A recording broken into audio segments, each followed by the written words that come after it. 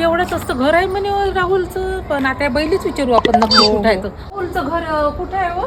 तुम्ही राहुलच्या घरी आल्या का? हो. बसा बसा बसा, या ते तुम्हाला राहुलच्या घरी बसा. काकू काय झालं रे, एवढा धावत आला? तुमच्यासोबत लय अर्जंट काम आहे. तू येतो नेहमीच अर्जंट राहते. अरे मला काम आहे, यायले पाणी देतो आणि किराणा आणायला जायचं आहे मला. लवकर सांग, लवकर काय म्हणतात. काकू तुम्हाला किराणा आणायचा आहे ना? अरे बा मी तुम्हाला किराणा आणून देतो. तुम्ही फक्त किराण्याची लिस्ट द्या, डायरेक्ट तुमच्या घरी किराणा येते. पण माय एवढं काम करायला लय अर्जंट आहे बाबा. अरे मला अर्जंट किराणा आणायला जायचं होतं ना, सांगितलं ना तुले. हे घे लिस्ट. काकू तुम्ही ह्या लांडगीच्या इथून आणता ना किराणा? हो. तुम्ही टेन्शन नका घेऊ.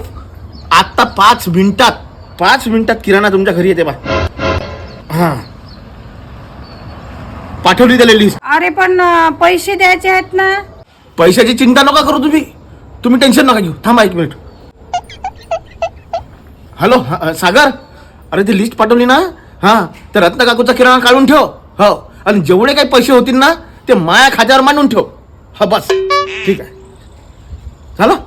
अरे पण 10,000चा किराणा होता ना राजा. एवढं सारं कायसाठी करून राहिला तू? मी आहे ना आज दिवसभर घरीच राहा, कुठंच जाऊ नका. पण काऊन रे? आज मला आहे ना पोरीवाले पाहायला येऊ राहिले. अरे तुम्हाला चांगलं बोलता येते, मायाला बोलता येत नाही ना, म्हणून पाहुण्यासमोर बोलणी करासाठी तुम्हीच पाहिजे. ठीक आहे, आणि तू चांगलं होऊन राहिलं आता आनंदच आहे बापा. थांबते ना मी. पण काकू पाहुण्याले जास्तच पटवून सांगा, म्हणजे की पोरग लय चांगला आहे, एकदम निर्व्यसनी आहे आणि मार्केटमध्ये कपड्याचं मोठं दुकान आहे म्हणा. ते सर्व ठीक आहे, मी बोलतो बरोबर. पण तुझ्या कपड्याचं दुकान कुठं आहे रे? आता नाही आहे कपड्याचं दुकान, पण काकू लोन घेतो ना मी, मग टाकतो कपड्याचं दुकान. ते का पाहायला चालले का मार्केटमध्ये कुठं आहे दुकान म्हणून? तुम्ही सांगितलं म्हणजे त्याचा विश्वास बसला. नाही बापा, एवढं खोटं नाही बोलत मी वाटलं सांगन पोरग चांगला आहे, निर्व्यसनी आहे.